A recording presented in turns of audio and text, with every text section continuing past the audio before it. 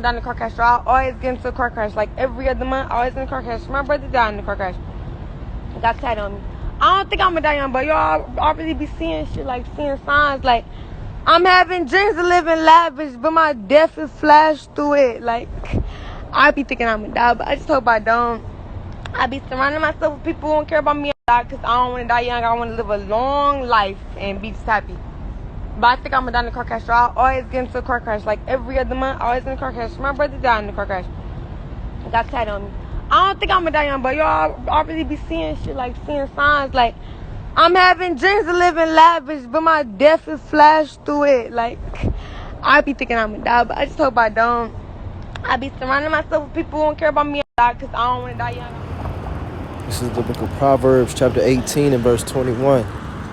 Death and life are in the power of the tongue, and they that love it shall eat the fruit thereof. I want to give all praise, honor, and glory to Yahweh Bahashem, Yahweh Shai Bahashem, Rachaha Kodash, for giving me the spirit to do this lesson. And Lord, when this lesson is edifying to a member of the elect of the nation of Israel, double honors to the elders and apostles of Great Millstone who still rule well in sound doctrine, who taught me this 100% truth according to the scriptures, and peace and blessings and safety to the elect of the nation of Israel, which the nation of Israel consists of you so-called Negroes, Latinos, Seminole, Native American Indians, of Negroid and Indian descent according to the seed of the Father. You are the biblical Israelites. Sirach chapter 37, verse 18.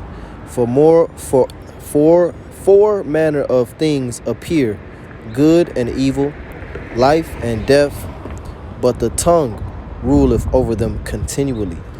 And the reason why I'm reading these scriptures is because the person that you saw in the video in the introduction, apparently she was this popular person in Cleveland, and she ended up dying in a car accident. But you heard her say in the video that that's exactly how she thought that she was going to die. Now, was it her saying it that caused her death? No, because everything was already predestinated from the beginning, from the foundation of the world. Okay, and this was a judgment that she suffered for something that she have done. But that was already preordained before she said that. The Lord may have given her insight on her death, may have shown her certain signs and things about her death that made her say that, which ultimately, like I said, her saying it wasn't the thing that caused it, because let's go to Isaiah 46 and 9. It says, remember the former things of old, for I am God and there is none else. I am God and there is none like me, declaring the end from the beginning, and from ancient times the things that are not yet done, saying my counsel shall stand and I will do all my pleasure. So the Lord actually performed the things that he have already declared from the beginning. Okay, and her dying in that manner as she spoke was one of the things that was declared from the beginning. Now, the reason why I say that, it wasn't her that said it, it's like what came first, the chicken or the egg? Which the chicken came first? Just like what came first, the woman or the man? The man came first. The world may think the woman, but the man came first. So what came first, her speaking it, or the Lord determining that she was going to die in that way? The Lord determined that she was going to die in that way. This is Proverbs 16 and 1. The preparation of the heart in man, meaning the thoughts. The heart is the mind. The word heart in the Hebrew is lab, which means mind. So the preparation of the heart in man and the answer of the tongue is from Yahweh. So the things that we speak come from the Lord. Okay? And the Lord can, we don't know the way of the Spirit, we don't know the way of the Spirit, but the Lord had her say that, and then the Lord had it take place. So I just want to bring out scriptures on the power of the tongue. Okay? It says, Sirach 37 in verse 18 again, it says, four manner of things appear. Four manner of things appear in life, in existence. It says good and evil, life and death, but the tongue ruleth over them continually. The tongue ruleth over these things continually. Proverbs 18:21, death and life are in the power of the tongue, and they that love it shall eat the fruit thereof. You see? So when you love to talk shit, you know, like these rappers, and you love to talk that shit that you talk is gonna be you're gonna be consumed by it. Okay? The things that you discuss are gonna be the things that you partake in.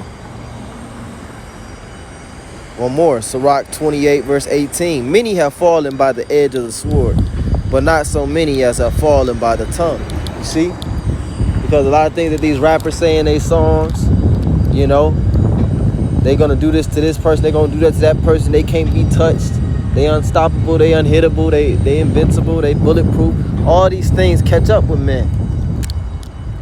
You know? Especially in this society where, you know, if you say one thing as a celebrity, you say something about the moles, you say something about LGBTQ, XYZ, you know, you're gonna fall. This man's gonna cause you to fall. Furthermore, you're gonna have many of the 2/3 of Israel are gonna fall because they were teaching false doctrine. Their tongue was speaking guile. Okay?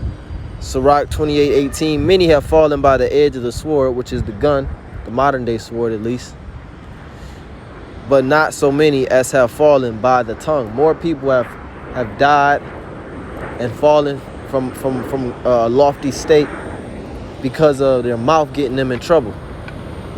You know, there's always that a viral video of somebody getting their ass whooped on Instagram or on the internet, on Twitter or YouTube, because they was talking stuff online.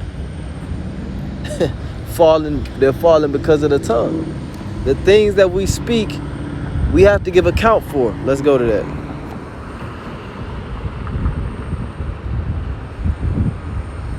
Matthew 12:36, but I say unto you that every idle word that men shall speak, they shall give account thereof in the day of judgment. We're going to close out here with James 3. This wasn't going to be longer than James 3:4. Behold also the ships, which though they be so great, and are driven of fierce winds, yet they turned about with a very small helm, whitherso the governor listeth. Even so the tongue is a little member, and boasts of great things. Behold, how great a matter a little fire kindles. You see, so the tongue is one of the smallest members of our bodies, but it boasts of great things. It's the tongue that had Esau commit blasphemy of the Holy Spirit. It's the tongue that have the 2/3 of the nation of Israel teaching false doctrine, teaching things that they ought not for filthy lucre's sake. Okay, it's the tongue that have our people wrapped up in a illusion of being niggas, spics, you know, black. The tongue was the instrument that was used to turn everything upside down. One of the instruments. So James 3:5 says, even so the tongue is a little member, and boasts of great things. Behold, how great a matter a little fire kindleth. Because why? Because we just read in Sirach 18 that many have fallen by the tongue. So a little fire can turn into a great matter. Something small that you might have said, you might have slipped, you know, you slip up, say something, you know, that you don't mean, and it turns into a whole long, drawn out thing that you can't reverse. James 3:6, and the tongue is a fire, a world of iniquity. So is the tongue among our members, that it defileth the whole body. Why? Because men teach false doctrine. And setteth on fire the course of nature. You see? So the things that you do have an effect on the world around you. The things that you say have an effect on the world around you. And setteth on fire the course of nature, and is set on fire of hell. For every kind of beast and of birds and of serpents and of things in the sea is tamed, but have been tamed of mankind. And have been tamed of mankind. But the tongue can no man tame. It is an unruly evil, full of deadly poison. Okay, so no man can tame the tongue. You know, and that woman was just another victim of the tongue, and ultimately, like I said, it was predestinated for her to go in that manner. I had another photo on my I had another picture in my camera roll for a while, but I never did the lesson on it. But basically, it was a picture of it was like a memorial picture, and this woman, her name was Amanda Burns. Her last name was Burns, okay, and she ended up burning in a fire. She ended up dying from being burnt in a fire, and she was also from Cleveland, but her name was Amanda Burns. You see, so the Lord, you could say that the Lord has a bit of a sense of humor, but ultimately it's judgment, and everything is weighed perfectly in the balance. Okay, everything is weighed perfectly in the balance, and it's done to keep balance. Everything is done to keep balance. This is Job chapter 4, verse 7. It says, "Remember, I pray thee." So as I leave you with this lesson, just remember, okay, one thing is to remember with the things that take place on the earth that may seem horrific, graphic, tragic. We have to always remember this. In Job, the 4th chapter, in the 7th verse, "Remember, I pray thee, whoever perished being innocent, or where were the righteous cut off?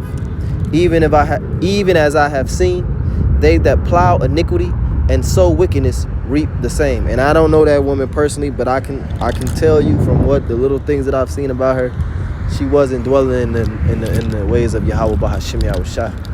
Okay, so they that sow iniquity and plow wickedness, they shall reap the same. But Lord, when this lesson was edifying, I want to give all praise, honor, and glory to Yahweh Bahashim Yahushua Bahashim. Forgive me the spirit to do this lesson. All right, shalom.